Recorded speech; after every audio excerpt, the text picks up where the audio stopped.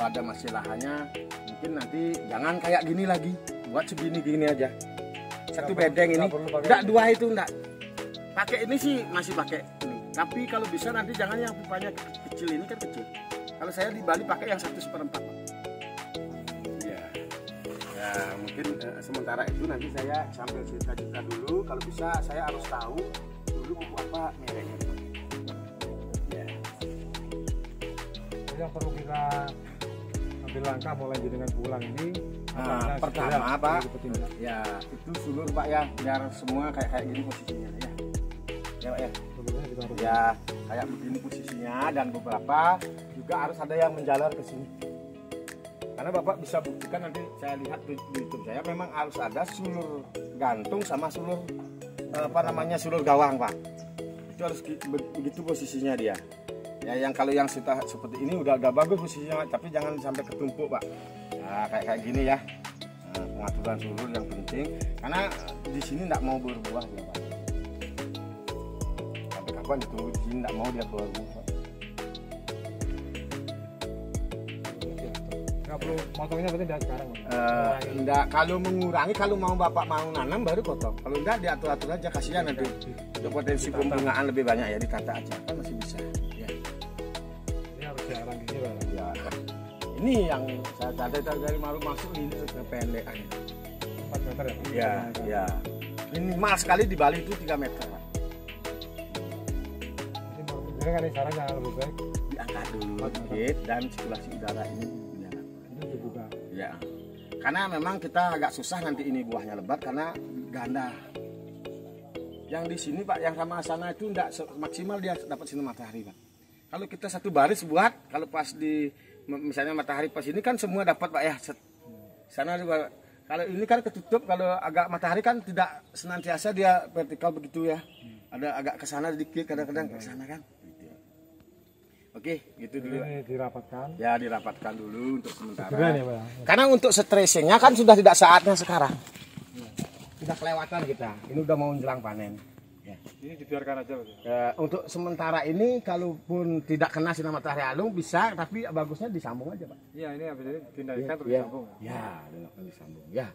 Nanti kita di bulan 4 itu. April, Ya, jadi kita jalurnya ini dibiarkan begini Pak. Ya. Kalau bisa ditata aja. Ya ditata. Nggak usah dipotong dulu Pak. Enggak usah. Biarkan. Ya, ini kan kalau dipotong apanya lagi itu udah dipotong kemarin. Nah, kalau yang ini nanti Pak, ini saya ingetin, ini dibersihin Pak. Ini udah tidak produktif ya. Yang ini. Ya. Ini dipotong. Dipotong. Ini kan mau keluar tunas juga tidak, apalagi bunga udah mati mata tunasnya.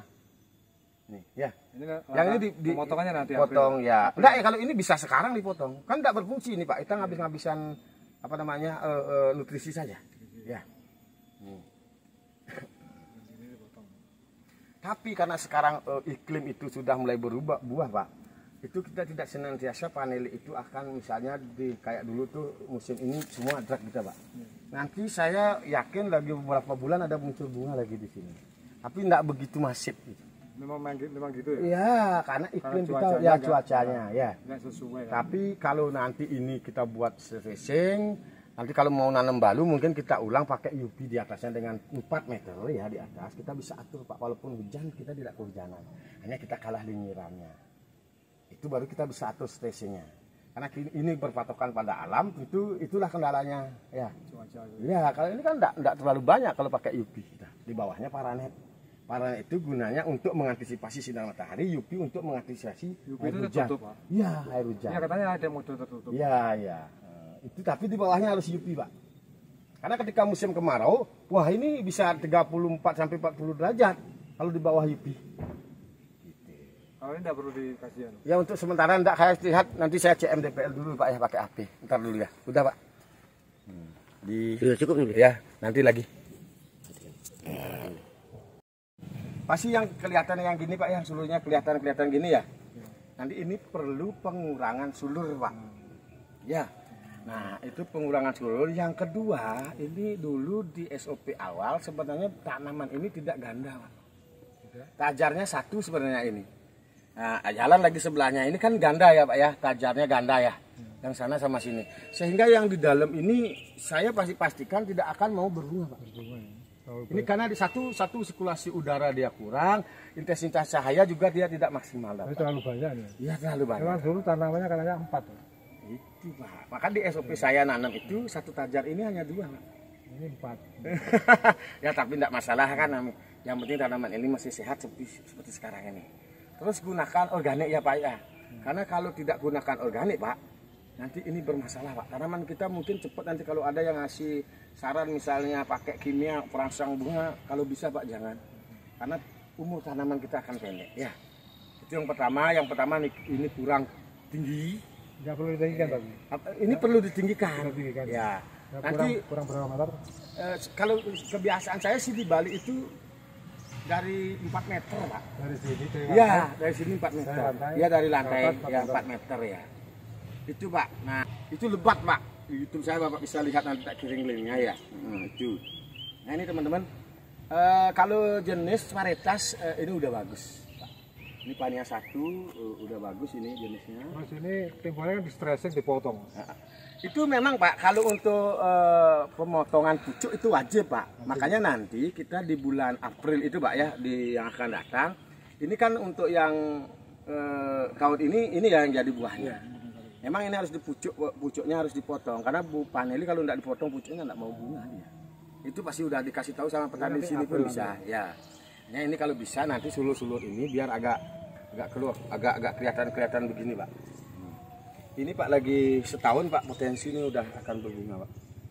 Dijaga. Nah karena ini kita perlu pengurangan enggak? Nah pengurangan sulur bisa Pak ditanam ya Pak ya.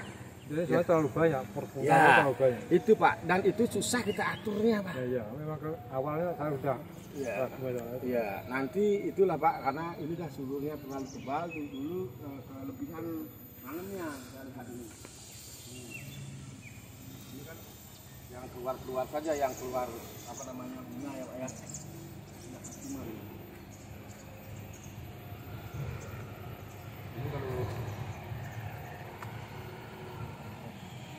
dulu pakai kompos apa Pak? Komposnya dulu pada mengalihkan anak. Nah dulu pada saat bulan April dulu masih begini medianya Pak? Masih? Tetap seperti ini? Nanti kalau kita mau di bulan April itu jangan sampai gini. Yang agak keringan dia dikit. Ya. Ini. Untuk pupuknya? Ya untuk di bawahnya. Media ini harus kita jaga, jangan terlalu sering disiram. Tapi nggak pernah nyiram, cuma karena kemarin kan hujan. Ya. Udah seperti itu sebenarnya. Nanti saya yakin lebih setahun ini Pak. Ini ya. Hanya ini harus cuma ini pengaturan sulurnya. Pengaturan sulur terlalu banyak dan nanti kalau bisa daun-daun yang begini digunting. Ini kan udah digunting-gunting dulu. Ini digunting kembali Pak ya. Kayak ini. Mulai kapan?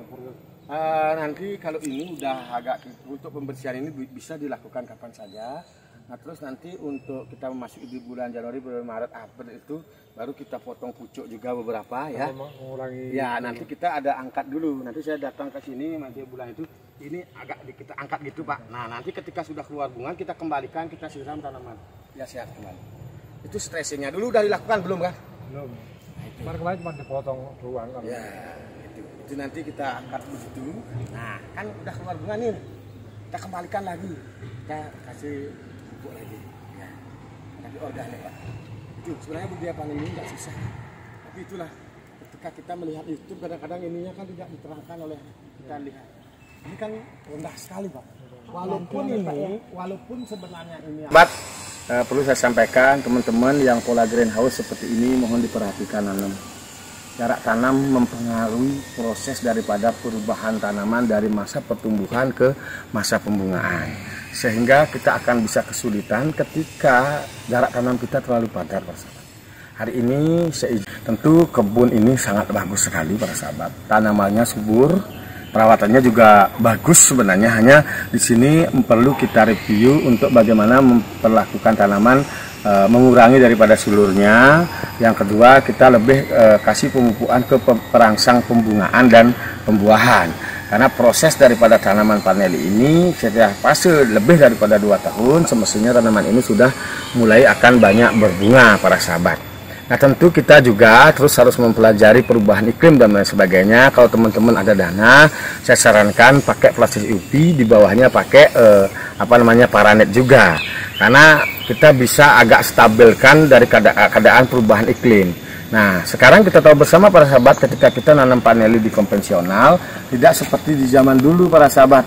Itu setiap misalnya di bulan April atau sampai bulan 6 itu sudah mulai paneli kita keluar bunga.